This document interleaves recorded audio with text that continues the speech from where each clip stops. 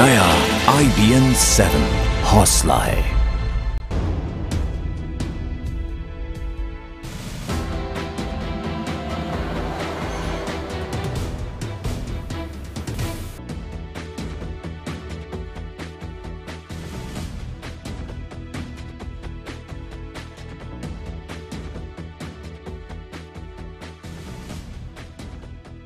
जी हां, आपकी पंचलीला यानी अक्सर विवादों में रहने वाली इस पार्टी से जुड़े 5 विवाद। पहला विवाद पार्टी नेता कुमार विश्वास से जुड़ा। वही विश्वास जो कोई दीवाना कहता है, कोई पागल समझता है, गीत से बेहद लोकप्रिय हुए थे।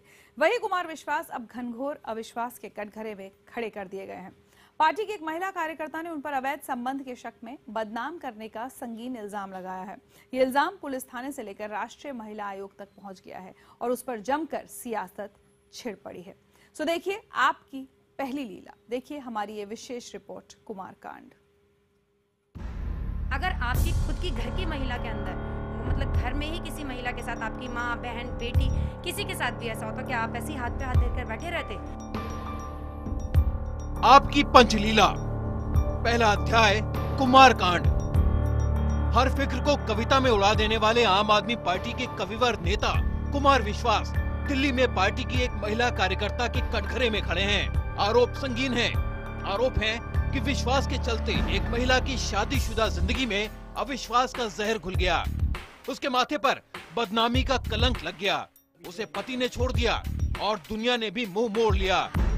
दावा यह भी है कि पीड़िता ने अपनी पीड़ा मुख्यमंत्री अरविंद केजरीवाल तक पहुंचाई, लेकिन बदले में मिली सिर्फ चुप्पी। अरविंद केजरीवाल, आपने मेरी चिट्ठी का कोई जवाब नहीं दिया। कुमार विश्वास, आपने मेरी चिट्ठी का कोई जवाब नहीं दिया। अगर आपकी खुद की घर की महिला के अंदर मतलब घर में ही किसी महिला के साथ आपकी माँ, बहन, बेटी किसी के साथ भी ऐसा होता, क्या आप ऐसे ही हाथ पे हाथ देकर बैठे रहते? मेरा परिवार सारा उथल पुथल हो चुका है। मेरे हस्बैंड ने मुझे छोड़ दिया। पिछले 1 महीने से मैं अपनी सहेली के घर में रह रही हूँ। मेरे 2 छोटे छोटे बच्चे हैं, जिनकी वजह से मेरे इसका मतलब जो भी आरोप मेरे ऊपर लगे हैं, इसकी वजह से मेरे बच्चों की भी जिंदगी खराब हो रही है। कुमार कांड की नींव पड़ी अमेठी में। उस अमेठी में जहां से कुमार विश्वास लोकसभा चुनाव लड़े और हारे। पीड़िता की शिकायत है कि विश्वास के साथ उसकी एक तस्वीर फेसबुक पर पोस्ट कर उसे बदनाम करने की कोशिश की गई और इसके पीछे और कोई नहीं, खुद कुमार विश्वास की धर्मपत्नी हैं। अब पीड़िता को गुस्सा इस बात का है कि कुमार विश्वास ने कहा था कि वो अवैध संबंधों के शक का पुरजोर अंदाज में खंडन करेंगे, मगर उन्होंने ऐसा नहीं किया।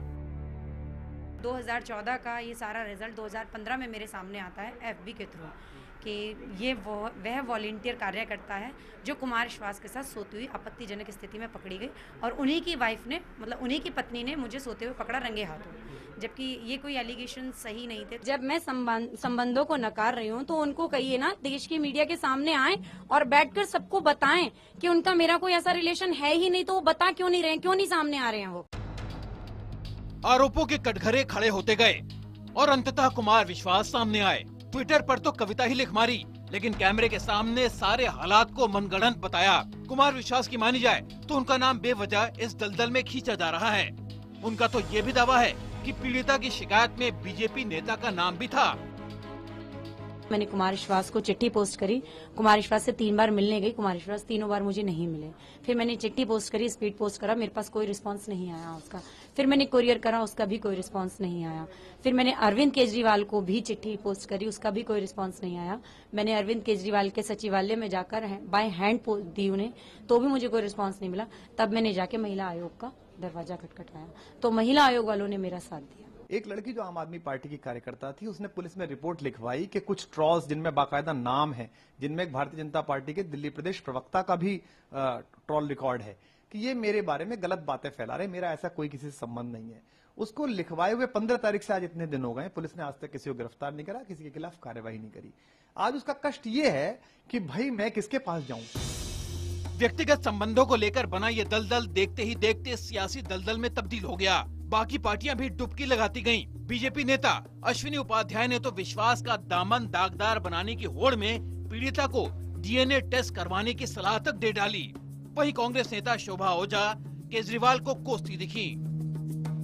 उसका DNA टेस्ट करा दीजिए, कम से कम दोनों आप खुशहाली से अपना घर तो रहे। उनका दोनों का घर टूट गया है आपके नेता के चक्कर में, आप उसकी बात नहीं कर रहे। वो महिला दर दर की ठोकरें खा रही है, आप उसको कम से कम उसको आर्थिक सहायता दीजिए, आप इस पे एक जुडिशियल इंक्वायरी बैठाइए। ये सब करने की बजाय आप कभी बीजेपी को गाली दे रहे हैं, कभी मीडिया को गाली दे रहे हैं। उसकी छवि को खराब करने का प्रयास किया जा रहा था और उसका जिसकी वजह से उसका परिवार टूट रहा था। मुख्यमंत्री जी चुप रहे, उन्होंने रिस्पॉन्ड नहीं किया, तो इससे दुर्भाग्यपूर्ण और निंदनीय कुछ नहीं हो सकता है। आपकी पंचलीला का ये पहला अध्याय खत्म नहीं हुआ है। पीड़िता ने महिला आयोग में शिकायत की है और आयोग ने बाकायदा कुमार विश्वास को नोटिस भेजकर दफ्तर आकर जवाब देने का फरमान सुनाया। वहीं दिल्ली के नंद नगरी थाने में अज्ञात लोगों के खिलाफ IT एक्ट के तहत मुकदमा भी दर्ज हुआ, ताकि पता चल सके कि आखिर विश्वास और पीड़िता की कथित तस्वीर फेसबुक पर डाली किसने थी। ब्रिजेश तिवारी के साथ ब्यूरो रिपोर्ट, दिल्ली, IBN 7। आम आदमी पार्टी की दूसरी लीला है विद्रोह लीला। योगेंद्र यादव और प्रशांत भूषण समेत 4 दिग्गज लोगों को पार्टी से निकालने के बाद अब महाराष्ट्र में भी आम आदमी पार्टी में विद्रोह का बिगुल सुनाई दे रहा है। अरविंद केजरीवाल पर तानाशाह होने का आरोप लगाते हुए पुणे में 100 से ज्यादा नेताओं और कार्यकर्ताओं ने पार्टी से इस्तीफा दे दिया। हमने जो हमारा सपना लेके ये पार्टी को हमने शुरू में स्थापित किया था, वो सपना पूरा चकनाचूर हुआ है। इसलिए अभी हम लोग इस पार्टी का रिजाइन कर रहे हैं। पुणे में आम आदमी पार्टी के दिग्गज नेता मारुति भापकर के ऐलान के साथ ही आम आदमी पार्टी महाराष्ट्र में बिखर गई। मारुति भापकर समेत 100 से ज्यादा कार्यकर्ताओं ने आम आदमी पार्टी को अलविदा कह दिया। इनका आरोप है कि केजरीवाल और उनके चाटुकारों ने पार्टी को हाईजैक कर लिया है। पिछले कुछ महीनों में जिस तरह से पार्टी में घटना घट रही है और अरविंद और उनके साथ में जो चौकड़ी है वो जिस तरीके से काम कर रही है, उसमें ऐसा लगता है कि पार्टी मूल उद्देश्य जो है या मूल सिद्धांत है, उससे पार्टी भटक रही है। मारुति भापकर और संजीव साने आम आदमी पार्टी की राष्ट्रीय कार्यकारिणी के सदस्य हैं। इन नेताओं की महाराष्ट्र के ग्रामीण इलाकों में अच्छी पकड़ है। राज्य में इतना बड़ा झटका लगने के बाद भी आम आदमी पार्टी का दावा है कि महाराष्ट्र में वो मजबूत है और किसी के जाने से पार्टी को फर्क नहीं पड़ता। ये लोग 14 तारीख को स्वराज संवाद में गए थे और इनको ऑलरेडी पार्टी से निकाल दिया गया है, तो रेजिग्नेशन देने की तो बात ही नहीं है। आम आदमी पार्टी लाख दावे करे, गुड़गांव से भी ऐसी खबर आ रही है कि आम आदमी पार्टी के कुछ कार्यकर्ता खुलकर योगेंद्र यादव के समर्थन में आने लगे हैं। इस बीच पुणे में आम आदमी पार्टी से इस्तीफा देने वाले सभी नेता और कार्यकर्ता योगेंद्र यादव के स्वराज अभियान में शामिल होंगे। आम आदमी पार्टी भले ही दावा कर रही हो कि महाराष्ट्र में वो अब भी मजबूत है, लेकिन हकीकत तो यह है कि ग्रामीण महाराष्ट्र में जो थोड़ा बहुत जनाधार इस पार्टी का था, वो अब इन नेताओं के जाने के बाद बिखर सकता है। बहरहाल रोज नए विवादों की वजह से पार्टी के गिरते साख को बचाए रखने की और समर्पित नेताओं और कार्यकर्ताओं के उठते भरोसे को बचाए रखने की कड़ी चुनौती अब आम आदमी पार्टी के सामने है। कैमरामैन अयाज अहमद के साथ दिनेश मौर्य, मुंबई, IBN 7। आपकी पंचलीला का अगला अध्याय है दोषकांड। दिल्ली के मुख्यमंत्री अरविंद केजरीवाल ने मीडिया का पब्लिक ट्रायल कराने की बात कहकर बारूद के ढेर में पलीता लगा दिया। इसके बाद तमाम राजनीतिक दलों ने जो केजरीवाल पर चौतरफा निशाना साधना शुरू कर दिया। आपकी पंचलीला, तीसरा अध्याय, दोषकांड। तारीफ करो तो भले, सवाल पूछो तो बुरे। दिल्ली के मुख्यमंत्री अरविंद केजरीवाल मीडिया को लेकर इसी दोषकांड में फंसे हुए नजर आ रहे हैं। एक वेबसाइट को इंटरव्यू में केजरीवाल ने कहा कि मीडिया का पब्लिक ट्रायल होना चाहिए। बहुत बड़ा षड्यंत्र चल रहा है। मीडिया के एक बहुत बड़े हिस्से ने आम आदमी पार्टी को खत्म करने की सुपारी ले रखी है। इन टीवी चैनलों ने चुनाव के पहले आम आदमी पार्टी को बर्बाद करने में कोई कसर नहीं छोड़ी। अभी भी हमें बर्बाद करने में कोई कसर नहीं छोड़ रहे। मीडिया का भी पब्लिक ट्रायल किया जा सकता है। मिसाल के तौर पर दिल्ली में ऐसे 8-10 तय ठिकानों पर जहां पब्लिक आती है, वहां ये बताया जाए कि फलां चैनल ने इस तरह की खबर दिखाई और ये झूठी थी। इस तरह मीडिया के पब्लिक ट्रायल की शुरुआत की जा सकती है। अरविंद केजरीवाल, मुख्यमंत्री, दिल्ली। ये उनका अहंकार बोल रहा है, ये उनका अभिमान बोल रहा है। इस केजरीवाल साहब को ये पता लगना चाहिए कि आज वो अगर मुख्यमंत्री बने हैं तो लोकतंत्र के सबसे मजबूत स्तंभ इस मीडिया के कारण ही वो आज मुख्यमंत्री बने हैं। जिस तरह से जिन शब्दों का उन्होंने प्रयोग किया है मीडिया के खिलाफ, मीडिया हमारे साथ मिलकर काम करता है, हम जो काम करते हैं उसे वो जनता तक पहुंचाता है। मीडिया इंडिपेंडेंट है, ऑटोनोमस ही रहना चाहिए और उसके कामकाज से कई बार हम लोग आहत होते हैं, लेकिन उसकी स्वतंत्रता पर कोई आंच नहीं आनी चाहिए। और ये सब बड़ा छोटा लगता है, बड़ा हल्का स्टेटमेंट लगता है कि अब मैंने पॉलिटिशियन का कर लिया, अब मीडिया को देखूंगा। ये गरिमा के खिलाफ है, किसी मुख्यमंत्री के। जब यही मीडिया आम आदमी पार्टी को वैकल्पिक राजनीति का चेहरा बताता था, तब केजरीवाल ने कभी मीडिया के पब्लिक ट्रायल की बात नहीं की। अब जब उनके कानून मंत्री की कानून की डिग्री के फर्जी होने के आरोप लग रहे हैं, जब उनके विधायक राखी बिरलान को जन्मदिन पर नई कार का तोहफा मिलने के आरोप लग रहे हैं, तो वो चाहते हैं कि मीडिया चुप रहे, कोई सवाल न पूछे। Bureau report, IBN 7। दिल्ली में जब से आम आदमी पार्टी की सरकार बनी है, तब से लगातार कोई ना कोई लीला सामने आ रही है। दिल्ली के उपराज्यपाल और अरविंद केजरीवाल के बीच फाइलों को लेकर अब हक की लड़ाई शुरू हो गई है। आपकी पंचलीला, चौथा अध्याय, जंग कांड।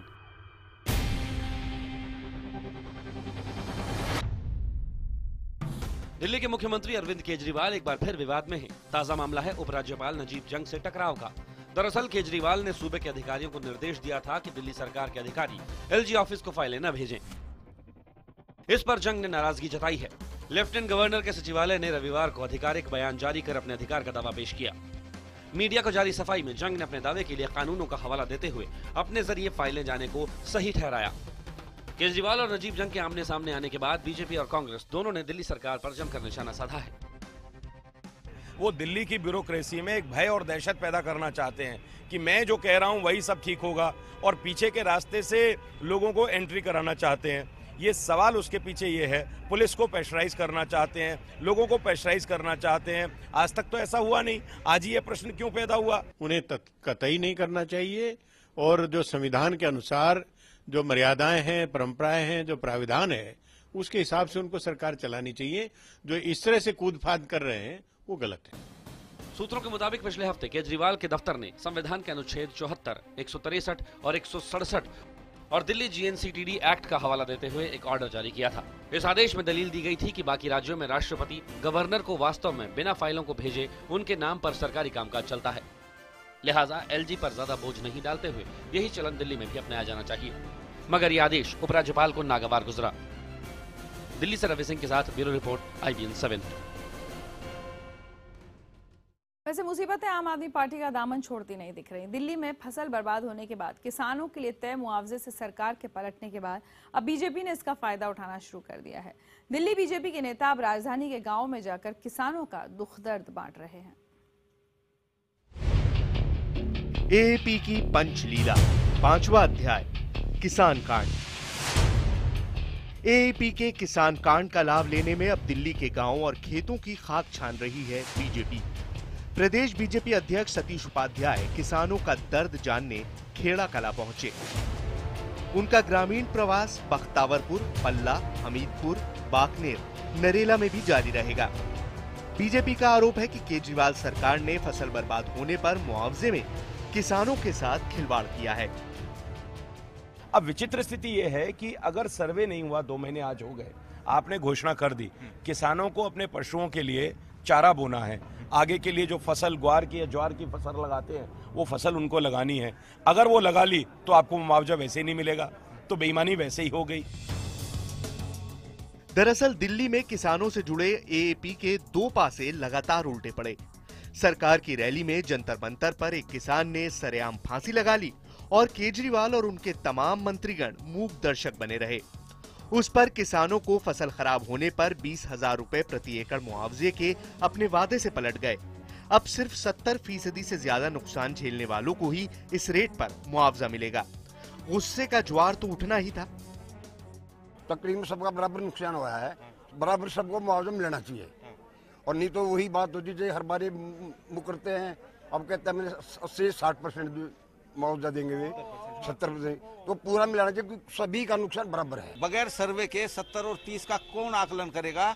बगैर सर्वे के ये देना नहीं चाहते। असलियत में ये केजरीवाल सरकार की ये नीति जो है ना, ये किसानों को धोखा देने वाली नीति है। फसल की बर्बादी पर केजरीवाल सरकार ने किसानों को मुआवजे का ऐलान तो कर दिया, लेकिन मुआवजे की रकम मिलने में हो रही देरी और किसानों के सामने सरकार की तरफ से रखी गई शर्त ने किसानों को नाराज कर दिया है और साथ में विपक्ष को मौका दे दिया है केजरीवाल सरकार को घेरने का।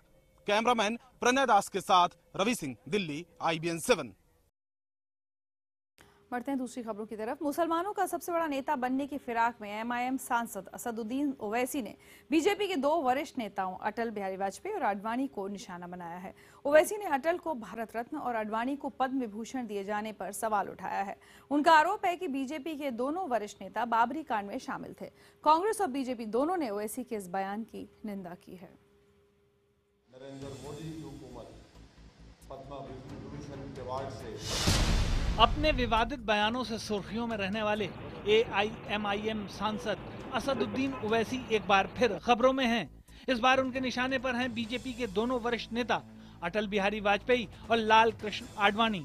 ओवैसी ने आरोप लगाया है कि बाबरी मस्जिद गिराए जाने के पीछे अटल बिहारी वाजपेयी का भी हाथ था और आडवाणी ने अपनी रथ यात्रा से पूरे देश में तबाही मचाई, जबकि मोदी सरकार ने एक को भारत रत्न तो दूसरे को पद्म विभूषण से नवाज दिया। फिर भारत रत्न से साबिक वज़ीर आज़म को भारत रत्न देगा। क्या हम भूल गए 5 दिसंबर की वो तकरीर जो अटल बिहारी वाजपेयी ने कही थी कि धरती को समताल होना पड़ेगा। लेकिन ओवैसी के इस बयान की बीजेपी ही नहीं, कांग्रेस भी निंदा कर रही है। भूतल परिवहन मंत्री नितिन गडकरी ने कहा कि इस बयान पर ध्यान देने की जरूरत नहीं है। मुझे लगता है कि ओबीसी जिस प्रकार के वक्तव्य देते हैं उनको गंभीरता से लेने की आवश्यकता नहीं है। I don't know what his intentions are, because if his intentions are to denigrate Mr. Vajpayee, I don't know. Mr. Vajpayee was very much a respected figure in our country, and he has served this country greatly. Also has been the Prime Minister of this country. दरअसल ओवैसी हैदराबाद से बाहर पैर फैलाने के लिए बेताब हैं। महाराष्ट्र विधानसभा चुनाव के बाद निकाय चुनाव में भी उन्हें खासी कामयाबी मिली है। जोश में आए ओवैसी की नजर अब यूपी पर टिकी है। ओवैसी जानते हैं कि बिना बाबरी मस्जिद की याद दिलाए और बीजेपी पर हल्ला बोले यूपी की राजनीति मुश्किल होगी, लिहाजा उन्होंने इसी से अपनी बिसात बिछाने की शुरुआत की है। हैदराबाद से साक्षी खन्ना के साथ विक्रांत यादव, दिल्ली, IBN 7। बिहार में डॉक्टर दंपति के अपहरण के मामले में पुलिस ने फिलहाल 5 लोगों को हिरासत में लिया है। मामला सामने आने के बाद बिहार में सियासी पारा भी चढ़ गया है। विपक्ष ने सरकार पर सीधा आरोप लगाया है कि वो अपराधियों पर नकेल कसने में नाकाम है। हालांकि जेडीयू किडनैपर्स के पकड़े जाने का भरोसा दे रही है, लेकिन IMA ने आंदोलन की चेतावनी दी है, जिससे मामला लगातार बिगड़ता जा रहा है।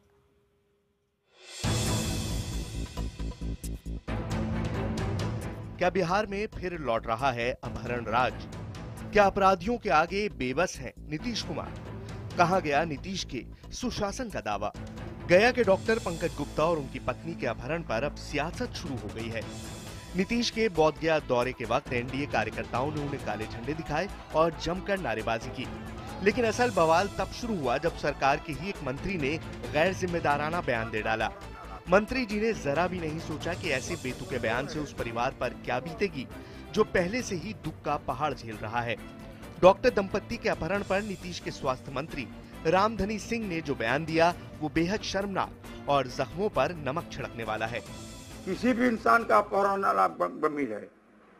उनको तो संजोग है कि दोनों हॉस्पिटल को कर दिया संजोग, और मामला नहीं गड़बड़ाने वाला है उन लोगों का।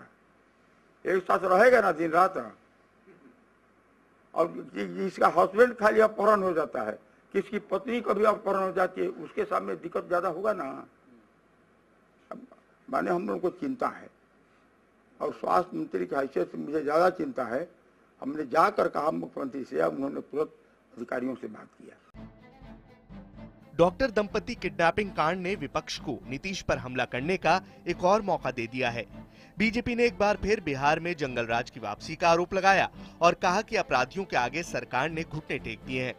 विपक्ष ने नीतीश सरकार को 24 घंटे में डॉक्टर को छुड़ाने का अल्टीमेटम दिया है।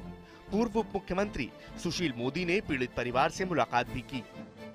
यहाँ से भी खोजना हो, पाताल से भी खोजना हो तो अपहरणकर्ताओं को पकड़ा जाना चाहिए और सकुशल इस डॉक्टर दंपत्ति की जो है वो सकुशल रिहाई होनी चाहिए। विपक्ष के ताबड़तोड़ हमले के बाद जेडीयू ने सरकार का बचाव किया और कहा कि अपराधियों की जल्द ही गिरफ्तारी होगी। पुलिस इतना काम कर रही है, स्पेशल टीम बना दी गई है, जो भी अपहरणकर्ता होंगे उनको जरूर काबू में किया जाएगा। बिहार के डॉक्टरों में भी दंपत्ति के अपहरण से आक्रोश है। डॉक्टरों की यूनियन ने सरकार को आंदोलन की चेतावनी तक दे दी है। ऐसे में डॉक्टर दंपत्ति की जल्द रिहाई नहीं हुई तो नीतीश सरकार की मुश्किल बढ़नी तय है। प्रभाकर कुमार, पटना, IBN 7। और अब बात करते हैं खबरों की दुनिया में ईटीवी की एक और उड़ान की। भुवनेश्वर में सुबह 11 बजे ईटीवी न्यूज उड़िया की शुरुआत हुई। उड़ीसा के मुख्यमंत्री नवीन पटनायक ने चैनल का उद्घाटन किया। इस मौके पर केंद्रीय पेट्रोलियम मंत्री धर्मेंद्र प्रधान और ईटीवी न्यूज नेटवर्क के हेड जगदीश चंद्र भी मौजूद रहे। ईटीवी परिवेषण करिब समाज समस्या और हर एमएलए कॉन्स्टिट्यूंसी, हर तहसील की खबर अब आप देखने को मिलेगी। In most of the states, state governments are using this channel as an instrument of governance. आज कहीं आग लगती है, दुर्घटना होती है, बाढ़ आती है, भूकंप आता है, सबसे पहले ईटीवी खबर देता है। Chief minister office, collector office, SDM office उस खबर पे कोग्निजेंस लेता है, तुरंत मौके पे पहुंचता है, जनता को रिलीफ मिलती है। और आइए अब आपको दिखाते हैं ब्रिटेन की नन्ही परी का नाम क्या है। ब्रिटेन की राजकुमारी का शार्लेट एलिजाबेथ डायना नाम रखा गया है, यानी इनके नाम में उनकी परदादी और दादी दोनों के नाम को जोड़ा गया है। एलिजाबेथ बच्ची की परदादी यानी ब्रिटेन की महारानी का नाम है, वहीं डायना उनकी दादी का नाम है। इसी के साथ आज इंडिया 9 बजे में रुचान रुत को दीजिए।